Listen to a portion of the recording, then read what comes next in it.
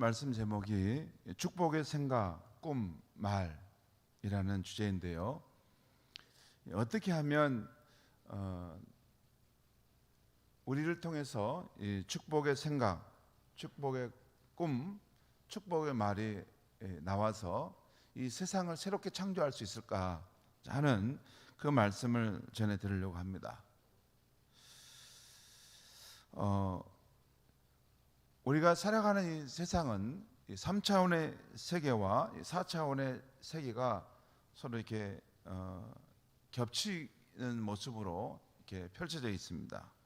3차원의 세계는 시간, 공간, 물질로 이루어진 세상이고 4차원의 세계는 여기에다가 이 시간, 공간, 물질을 포함하면서 여기에다가 정신, 마음, 영혼의 활동이 더해진 세상입니다.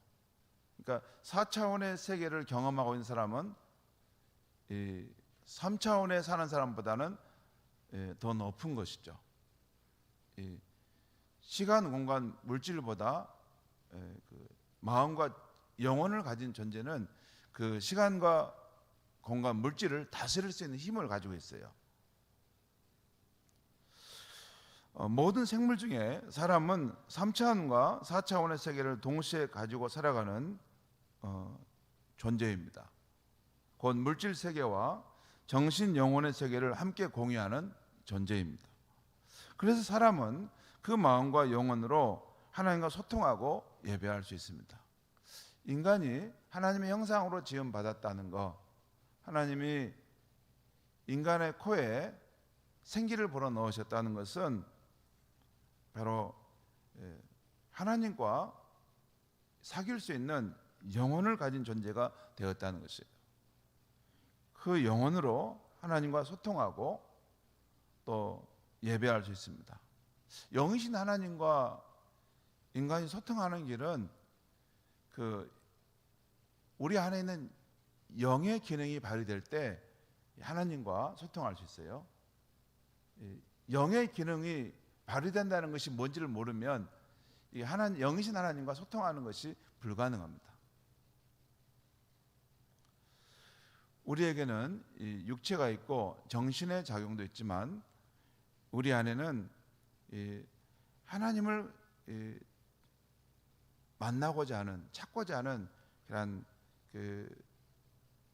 기능이 우리 안에 있어요. 그게 영혼의 역할인데, 이 영혼은 빵을 많이 먹고 무슨 세상에 이렇게 모든 것을 다 만족하고 누려도 영이신 하나님을 만나지 않고는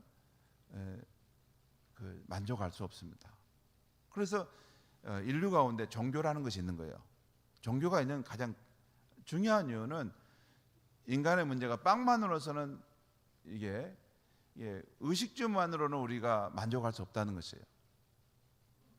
인간 안에는 영혼이라는 것이 있어서 우리를 지으신 하나님, 그 영이신 하나님을 만날 때만이 만족할 수 있고 행복할 수 있다는 것입니다. 아무튼 사람은 그 마음과 영혼으로 하나님과 소통할 수 있을 때 행복합니다. 또 사람은 이 4차원의 영적 요소인 생각, 꿈, 말씀, 믿음 등으로 눈에 보이는 3차원의 세상을 다스릴 수 있고 또 창조할 수 있습니다. 이 부분만 이게 더 분명하게 더 밝혀서 이렇게 말씀을 강화해서 전할 수도 있는데, 아무튼 이 세계가 열리게 돼야지 또 영적인 성장의 그러한 삶도 살 수 있습니다. 사람은 자신의 마음에 품은 긍정적인 생각, 또 창조적인 생각, 그리고 자기 입으로 나오는 생명의 언어, 믿음의 언어를 통해서 3차원의 세상, 곧 우리 눈에 보이는 세상과 사람과의 관계를 아름답고 활기찬 모습으로 창조해 갈 수가 있는 것입니다. 그래서 할 수만 있으면 어떤 일이나 사람을 볼 때 긍정적인 생각으로 믿음의 언어를 말해주는 것이 참 좋습니다. 제가 이전 교회에서 중고등부를 섬길 때 경험을 잊지 못합니다. 제가 교육전사로 서울 영등포에 있는 어느 교회에서 중고등부를 섬길 때가 있었어요. 한 청년 교사가 자기가 맡은 반도 있는데 아무 연락도 없이 주일에 결석한 것입니다. 그래서 그 반을 임시로 누가 맡아서 가르쳐야 했습니다. 주중에도 아무 연락이 없다가 그 다음 주에 그 청년 교사가 나온 것입니다. 그때 보통 같으면 아니 반을 맡은 선생님이 아무 연락도 없이 안 나오시면 어떻게 합니까? 라고 말해야 하는데 그 선생님을 보는 순간 갑자기 제 입에서 이런 말이 나온 겁니다. 선생님, 무슨 어려운 일 있으셨어요? 아무 연락이 없어서 걱정이 됐습니다. 이렇게 말이 나왔어요. 그 순간 그분의 얼굴이 갑자기 환하게 변해지는 것입니다. 그분도 자기가 잘못한 것을 이렇게 알고 왔는데 이 전사님의 이 말 속에서 선생님 무슨 어려운 일이 있었어요? 아무 연락이 없어서 걱정이 됐습니다. 라고 이렇게 말씀을 해드렸더니 그렇게 환한 표정으로 좋아하시는 거예요. 아무튼 그 이후로 그 선생님이 다시 마음을 이렇게 새롭게 잡고 열심히 봉사해 주셨습니다. 근데 그때 제가 그렇게 말씀했던 것은 우연히 아니 하나님의 은혜로 말을 그렇게 긍정적으로 하게 되었던 것 같습니다. 아직 제가 그때는 미성숙해서 그 표현이 안 됐는데 이게 제 입에 그 표현이 나온 거예요.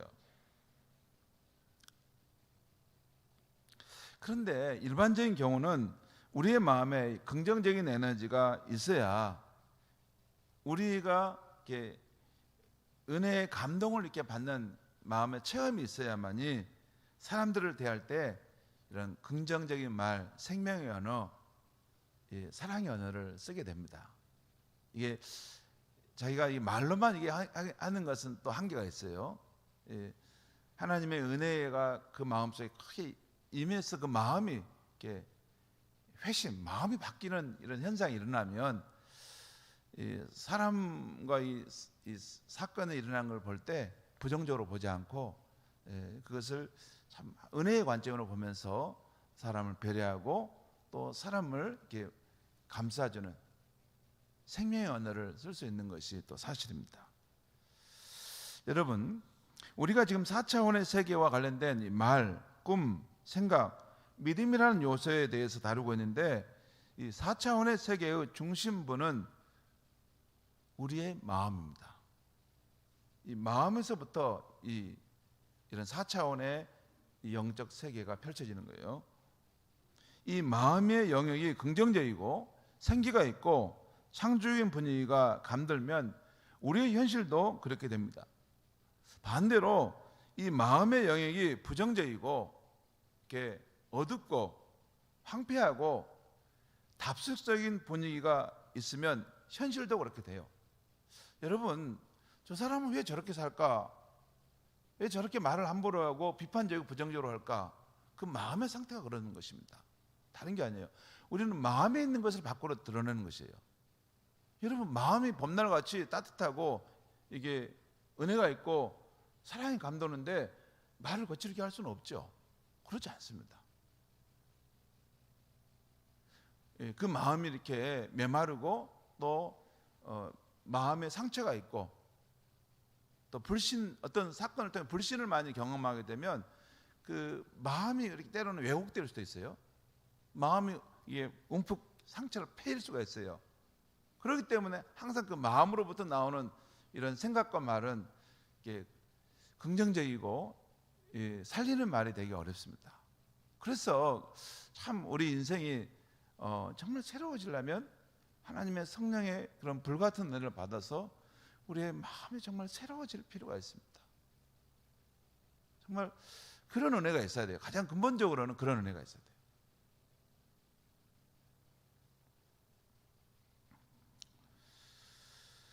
이런 마음의 중심부가 우리 4차원의 이 세계를 펼쳐가는 것의 어떤 본진이라는 것, 본부라는 거 여러분 생각하시면 좋겠어요. 마음이 중요한 거예요. 그래서 우리가 축복의 말, 축복의 생각, 또 축복의 꿈과 그 믿음으로 세상을 아름답게 창조하려면 무엇보다도 먼저 우리의 마음을 잘 관리해야 합니다. 무릇 지킬 만한 것보다 내 마음을 지키라. 생명의 근원이 이에서 남이라 라는 이 잠언 23장의 말씀도 우리의 마음을 잘 관리함이 중요한 말씀입니다. 이것은 제가 여러분 이 30대 후반, 40대 초반부터 아마 이 말씀을 40대 초반부터 이 마음의 중요함에 대한 말씀들을 제가 전했던 것 같아요. 그런데 지금 제가 50대 후반을 넘어가는데 점점 더 강렬하게 인간의 삶이 이렇게 긍정적이고 희망적이고 세상을 이렇게 축복하는 그러한 삶을 이렇게 발산해낼 수 있으려면 우리의 마음밭에 새로운 변화가 일어나야 되겠구나. 마음이 이것이 근본적인 회심이 일어나고 마음속에 정말 봄날과 같은 이런 꽃이 피고 새들이 노래하고 마음의 따뜻한 온기가 감돌아야만이 인생이 달라질 수 있겠구나. 이 마음이 너무나 중요하다. 이 마음을 어떻게 살릴까? 이 생각을 제가 요즘 많이 합니다. 마음이 잘못되고 마음이 병들면 현실의 삶도 그렇게 됩니다. 현실의 삶이 문제가 아니에요. 마음이 문제지. 자, 그래서 오늘 저녁에는 우리의 마음을 잘 관리하기 위해서 꼭 기억하고 실천할 세 가지를 그냥 간단하게 말씀해 보고자 합니다. 첫째는 내 마음의 영역이 있음을 알고 잘 지켜야 한다는 것이에요.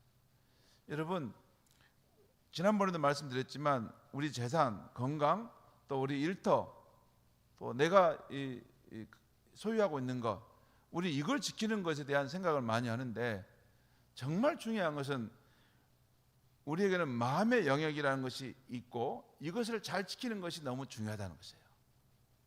이 마음의 영역이 있고 잘 지키는 것은 마치 성벽을 세워서 성을 지키는 것과 같습니다. 그런데 내 마음의 영역이 있음을 알지 못하고 방치하는 것은 마치 성벽이 없는 성과 같이 위태로운 것입니다. 왜 저 사람이 저렇게 삶이 무기력하고, 왜 저 사람은 삶이 저렇게 부정적이고, 왜 저 사람은 삶이 저렇게 활기차고 건강한 삶이 되는가? 그건 마음에서 그런 상황이 발생하는데, 그 마음을 잘 지킨 사람은, 잘 관리한 사람은 이 건강하고 긍정적인 삶을 사는데 마음의 영역이 있음을 알지 못하고 이것을 아무렇게나 방치하게 되다 보면 마치 성벽이 없는 성과 같이 위태로워서 그럴 경우는 그의 마음은 쉽게 적에게 함락되게 되는 것입니다. 성벽이 없는데 그거 뭐가 되겠어요? 그냥 적들이 와서 다 그 쑥대밭을 만들고 공략해서 무너뜨려 버렸죠. 그리고 이 4차원의 그 영적 세계의 가장 중심 마음이 무너져 버리는데 무슨 생각, 꿈, 말, 믿음의 세계가 창조적인 삶을 살 수 있는 것은 아니죠. 자, 내 마음의 영역이 있음을 알고 잘 지키라는 것입니다. 성을 마치 성벽을 세워서 성을 지키듯이.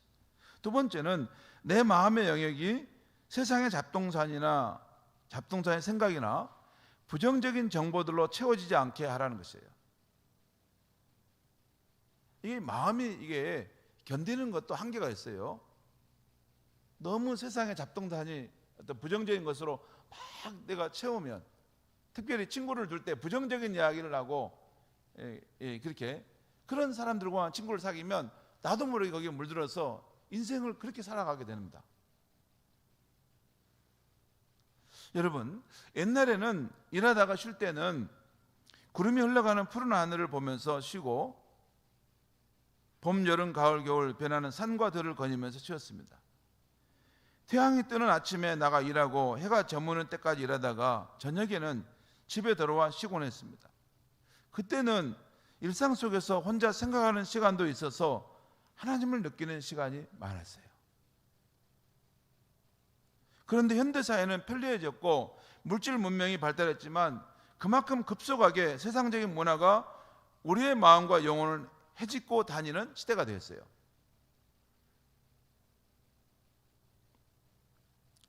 우리는 일과를 마치고 쉬는 시간에도 스마트폰, 유튜브, 홈쇼핑, 24시간 방영되는 재미있는 TV, 영화들로 인해서 잠잠히 하나님을 느끼는 시간이 점차 사라지게 되었어요. 잠잘 때도 우리 스마트폰 이게 보고 자잖아요. 무료하지 않도록. 뭔가를 끊임없이 보고 이게 하는 거예요. 그러니까 무슨 정보를 담은 거예요, 지금. 그 정보가 정말 그게 생명을 살리는 정보인가?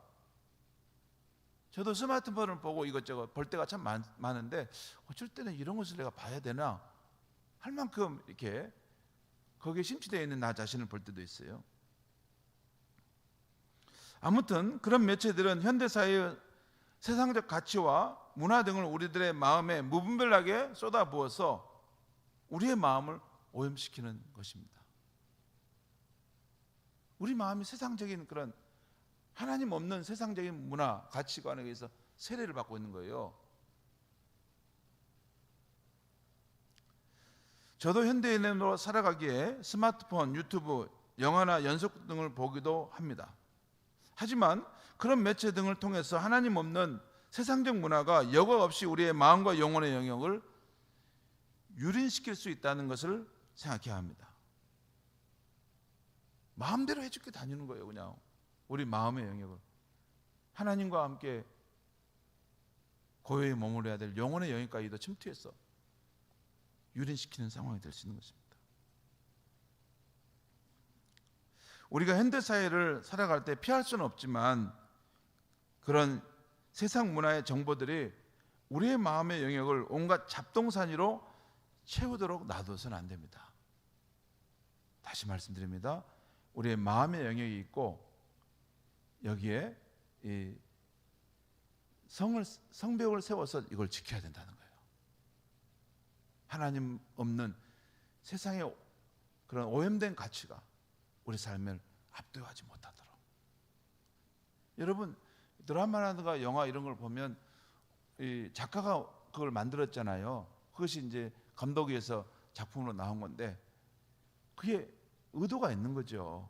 작가가 아무 생각 없이 그걸 만든 거 아니죠. 그 사람은 하나님 없는 세상의 가치관을 따라서 그걸 만든 겁니다. 그래서 쉽게 어떤 불륜이나 폭력이나 사람의 생명을 앗아가는 것을 아무 두렵지 않게 이렇게 표현하고 있는 것이죠. 미국 동부에 이 아미시 신앙 공동체라는 이 단체가 있어요. 이분들은 몇백 년 동안 그 도시 문명을 받아들이지 않고 옛날 이 선조들의 신앙 문화를 그대로 답습하여 사는 사람들인데 제가 그분들이 썼던 책, 그분들과 관련된 책을 하나 봤는데 플러그를 뽑은 사람들이라는 책이 있어요. 그러니까 플러그를 뽑아 세상의 문화와 이렇게 단절하고 그러니 그냥 농촌에서 자급자족하면서 우유 그대로 거기서 자기들이 가축을 길러서 먹고 또 뭐냐면 길쌈도 하고 또 이렇게 목화를 해서 길쌈도 이런 것도 하고 또 자기들의 자급자족에 살아가는 외부와 단절돼서 그 함께 살아가는 그 신앙의 공동체가 있어요. 우리가 그렇게 살지는 못할지라도 하나님의 백성의 정체성을 혼돈케 할 정도의 세상 문화의 홍수로부터 우리 마음을 지키기 위해서 힘써야 하는 것입니다. 여러분, 우리의 마음의 영이 그렇게 대단하고 강하지 않습니다. 이 마음의 영역이 그렇게 막 이렇게 힘세고 그렇지 않아요. 우리 인간이 흔들리는 갈대라고 했는데 아마 그 가장 중심의 마음판이 그만큼 흔들리는 간들처럼 약합니다. 근데 세상에 있던 아무런 가치나 이 세상적 가치에 있는 문화 이런 것들을 막 너무 쉽게 막 받아들이고 노출시키면 우리의 마음이 이상하게 돼 버립니다. 그래서 우리의 마음의 영역을 잘 지켜야 한다는 것이죠. 세 번째, 이 부정적인 것으로부터 지키는 것도 중요하지만 세 번째, 우리 마음의 영역이 삼위 하나님과의 만남, 하나님 나라의 가치와 문화, 또 믿음의 내용들로 채워가야 하는 것도 필요하다는 것이에요.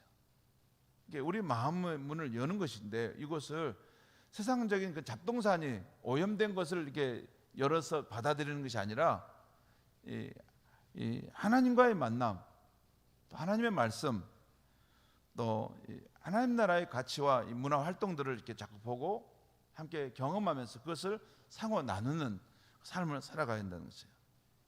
이렇게 되기 위해서 몇 가지 예를 제가 말씀드리면, 무엇보다도 생명의 양식인 성경을 가까이 하여 정기적으로 읽거나 쓰는 것입니다. 우리 교우들이 아침에 성경 말씀을 묵상하는 것이나 성경 통독, 성경 단권 읽기, 성경을 필사하는 것은 참 잘하는 것입니다. 지금 보니까 이 단권 성경 읽기도 여러분들이 많이 하시고, 성경 필사도 자기 맡은 복을 다 그 몫을 다 끝내고 또 다른 자기 영역으로 필사를 가시는 분도 제가 봤어요.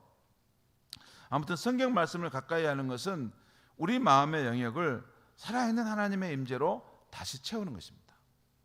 아침에 성경을 펴서 읽게 되면 어느 본문이나 그날의 신선한 믿음의 양식이 있음을 발견하게 돼요. 여러분, 이게 아침마다 이렇게 성경을 읽을 때 여러분 하나님을 알아가는 인격적인 성경을 읽으면 어떤 현상이 발생하냐면요, 성경에는 이렇게 창세기만 보면 이게 야곱이 하란으로 피하여 갈 때 그 베델에서 하나님을 만나는 이야기 나오고, 또 그 외삼촌 나반의 집에 있을 때도 하나님이 그를 돕는 내용이 나옵니다.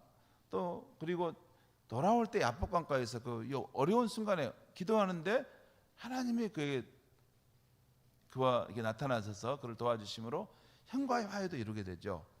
또 요셉의 삶의 이야기 나오죠. 근데 가만히 그걸 보고 있으면 우리의 인생사가 이렇게 펼쳐져 가는데 그것이 그냥 가는 게 아니라 하나님의 보이지 않는 손이 우리의 삶을 이렇게 인도해 가고 있고, 그 백성들의 삶을 지켜주시고 함께 하신다는 것이 보여요.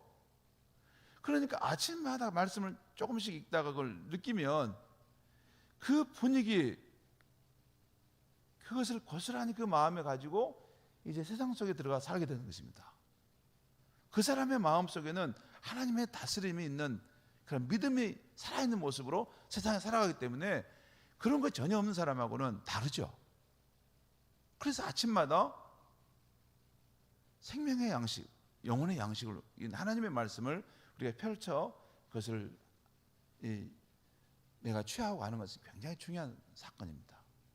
그것이 한두 번이면 별거 아니지만 여러분 3년, 5년, 10년이 가면 그렇게 늘 살아온 사람과 그렇게 아는 사람은 하늘과 땅 차이가 달라지는 것입니다. 그래서 하나님의 말씀을 가까이 하는 것은 아주 중요합니다. 또 우리가 우리의 마음을 믿음을 생성할 수 있는 걸 채우는데 또 필요한 것은 우리가 자주 산책을 하여 하나님이 주신 자연을 보면서 마음을 환기시키는 것입니다. 태양이 떠오르는 찬란한 모습이나 아름답게 지는 석양의 모습, 코끝에 김이 서리게 하는 차가운 겨울 공기, 새봄을 기다리는 나뭇가지들을 보면서 마음을 환기시키는 것입니다. 저는 요즘에 어디 좋은 수영관에 가서 주님의 임재에 푹 잠겼다가 오면 좋겠다는 생각을 자주 합니다. 사랑과 단절되고 오직 주님과 내가 함께만 있는 그런 공간 안에 머물렀으면 얼마나 좋을까. 지금도 제가 주님의 임재를 가장 가깝고 달콤하게 느낀 추억의 시간은 대구 제일교회 때 청소년부 담당 목사였는데, 제가 무작정 교사들은 산기도를 가야 합니다. 그래서 몰아붙여가지고 한 번도 가보지 않는 교사들 다 몰아가지고 한 달에 한 번씩 금요일 밤이면 이 주암산 기도원에 가서 산기도를 했습니다. 다 각자 이렇게 나무 한 뿌리씩 이렇게 거기 느티나무, 편백나무들이 있었어요. 거기에 다 이렇게 방석 하나 준비하고 이게 깔고 이렇게 띄엄띄엄 아마 이 정도 넓은 공간에 다 이렇게 나무 밑에 앉아서 밤 10시에 올라가가지고 11시, 12시 넘어서 이렇게 마치고 내려왔어요. 그래서 가을에 이렇게 낙엽이 떨어져 있는 그 밑에서 막 기도하고 오는데 숲속에서 한밤에 기도하면 더 그 기도 가운데 임재하시는 주님의 어떤 강한 임재를 느낍니다. 여러분, 기도를 하게 되면 기도하는 것은 여러분 성령 충만함이 우리에게 임하는 자리입니다. 그러니까 기도할 때 여러분 내가 그냥 입술로만 따박따박 몇 마디 하고 그냥 가버리잖아요. 그런데 기도할 때 그냥 시간을 앉아 있어도 됩니다. 한 30분이고 1시간이고 졸더라도 앉아 있는 거죠. 기도한다는 것이 굉장히 중요합니다. 우리가 무슨 내용을 얼마나 기도를 잘하겠습니까? 그런데 하나님을 만나고 하나님을 사모하는 마음으로 기도할 때 그곳에 하나님의 임재가, 성령의 임재가 임하는 거예요. 그래서 기도 시간이 많은 사람은 그 말씀 속에 지혜가 있습니다. 그 삶에 그런 거룩한 임재가 있어요. 기도하는 만큼 성령 충만함을 받는다 하는 것도 또 꼭 우리의 마음을 채울 때 필요하다는 것입니다. 또 때로는 좋은 찬양곡을 들으면서 잠시 고갈된 내 영혼에 쉼을 주는 것입니다. 오늘도 이 찬양 들으면서 말씀을 준비할 때가 있었는데 이런 찬양이 있었어요. 오늘 숨을 쉬는 것 감사, 나를 구원하신 것 감사, 내 뜻대로 안 돼도 주가 인도하신 것 모든 것 감사, 항상 주 안에 있음 감사, 참된 소망 주심도 감사, 나 같은 사람도 자녀 삼아 주신 것, 내게 고난 주셔서 주 뜻 알게 해 주신 것 감사. 주님 감사해요. 주님 감사해요. 이런 찬양을 듣고 있다 보면 우리 마음이 다시 정화되고 주님이 주시는 그런 영적인 힘을 얻게 됩니다. 이런 찬양을 주는 것도 듣는 것도 아주 중요합니다. 또 지금은 어렵지만 목장 모임을 통해 형제 자매 간에 만나 신앙적 대화를 나누는 것입니다. 저도 정기적으로 만나는 목사님과 신앙적 대화를 나누다 보면 고갈된 영성이 다시 회복됩니다. 여러분, 믿음의 형제 자매들 간에 이렇게 대화를 나누다 보면 세상적인 이야기 나누지 않죠. 말씀을 가지고 믿음의 대화를 나누다 보면 서로를 통해서 믿음이 내 안에 전달돼서 회복이 되는 것이에요. 물론 가족들과 맛있는 음식을 먹으며 서로 함께 하는 시간을 갖는 것도 고갈된 내 영혼 마음에 생기와 긍정적인 분위기를 감돌게 하는 것이 될 수 있습니다. 때로는 그것도 필요해요. 가족들과 함께 맛있는 음식을 먹으면서 함께 서로 아무 어떤 이유 없이 서로 그냥 삶에 대해서 서로 함께 이렇게 감사하고 위로하고 힘이 되어주면 참 그것이 우리 마음의 생기를 가져다 줍니다. 아무튼 믿음의 사람들과 자주 만나 교제하고 믿음의 대화를 나누십시오. 그래서 우리 마음의 영역에 긍정적인 분위기, 에너제틱한 분위기, 창조적 분위기가 감돌게 하십시오. 그러면 우리 마음의 영역에서부터 온갖 좋은 것들이 나와 세상을 더 아름답게, 더 생기 넘치게 하는 삶의 역사가 있을 것입니다. 오늘 우리가 읽었던 말씀 시편 1편 1절에 3절 말씀을 제가 마지막으로 읽어드리고 마칠까 하는데요. 이런 말씀이에요. 여러분 한번 다시 보겠습니다. 복 있는 사람은 악인들의 꾀를 따르지 아니하며 죄인들의 길에 서지 아니하며 오만한 자들의 자리에 앉지 아니하고 오직 여호와의 율법을 즐거워하여 그의 율법을 주야로 묵상하는 자로다. 그는 시냇가에 심은 나무가 철을 따라 열매를 맺으며 그 잎사귀가 마르지 아니함 같으니 그가 하는 모든 일이 다 형통하리로다. 여기 여러분 잘 보시면 이 복 있는 사람이 나오는데 1절과 2절을 대비해서 나와요. 저는 이전에는 그렇게 안 보였는데 오늘은 선명하게 보이는데 복 있는 사람은 하지 않는 것이 세 가지 있다는 것이에요. 악인의 꾀를 따르지 아니하고 죄인들의 길에 서지 아니하고 오만한 자의 자리에 앉지 아니한다. 그러니까 내 마음의 영역을 세상적인 것으로 죄악된 것으로 오염시킬 수 있는 것을 멀리하고 그것을 막은다는 것입니다. 죄인들과 함께 있고 오만한 자들과 함께 있으면 그 영향을 내가 받잖아요. 내 마음의 영역을 지키기 위해서 그들과 거리를 둔다는 것입니다. 그러면서도 복 있는 사람이 하는 한 가지 중요한 것이 있어요. 여기 보면 오직 여호와의 율법을 즐거워하여 그의 율법을 주야로 밤낮으로 그 말씀을 묵상한다는 거예요. 왜 그럴까요? 그 마음을 열어서 하나님의 말씀으로부터 오는 영적 자양분, 생명의 공기를 들어 마시기 위해서 그 말씀을 주야로 묵상한다는 거예요. 그 말씀에 있는 믿음의 분위기를 내 안에 흡수하기 위해서 주야로 묵상한다는 거예요. 여러분, 시편의 말씀에 보면 거기에 그 하나님께서 우리를 위하신다는 그 생명의 말씀들이 너무 많습니다. 그 말씀들을 묵상한 사람은 다르죠. 그 사람은 어떤 사람 같냐면 마치 시냇가에 심은 나무가 그런 자양분을 공급받아서 푸르름과 철따라 열매를 맺는 사람처럼 그가 하는 모든 일이 형통한 삶으로 나타난다는 것입니다. 바로 우리의 마음에 영역이 있다는 것을 알고 이것을 부정적인 것부터 지키고 생명의 말씀, 우리 영혼을 살리는 생명의 말씀을 우리가 받아들임으로써 우리가 바람이 부는 그 어려운 상황 속에서도 푸르름을 유지하고 철따라 열매를 맺는 인생으로 살아간다는 것입니다. 여러분, 지금 이 코로나 우리가 살아가는 이 상황은, 이 시대는 우리가 바꿔놓을 수 없어요. 이것은 어쩔 수 없이 이 시대를 우리가 거쳐가야 돼요. 이런 시대 속에서도 우리가 푸르름을 잃지 않고 열매를 맺는 삶의 비결을 오늘 이 말씀이 말씀하고 있는 거예요. 그것은 부정적인 것이 내 마음에 들어온 것을 멀리하고 막고 우리 영혼에 살리는 생명의 말씀이 있는 하나님의 말씀을 가까이 하고 그 말씀을 나의 영혼의 양식으로 살아갈 때 세상을 이기는 그런 크리스찬으로 살아갈 수 있다는 것입니다. 저와 여러분의 삶이 그런 삶이 되기를 바랍니다. 기도하겠습니다. 하나님 아버지, 오늘 복 있는 사람이 떼약볕이 내려지는 그 상황에서, 비바람이 몰아치는 상황에서 너 어떻게 푸르름을 유지하고 열매 있는 삶을 사는가를 일깨워 주시니 감사합니다. 우리의 마음의 영역을 지키는 것이 중요한 것임을 깨닫고 부정적인 것, 우리의 마음을 초하고 오염시킬 수 있는 것으로부터 자신을 지키며 우리의 영혼을 날마다 살리고 날마다 힘을 북돋워 줄 수 있는 생명의 말씀, 하나님의 말씀 안에서 살아가는 것임을 일깨워 주시니 감사합니다.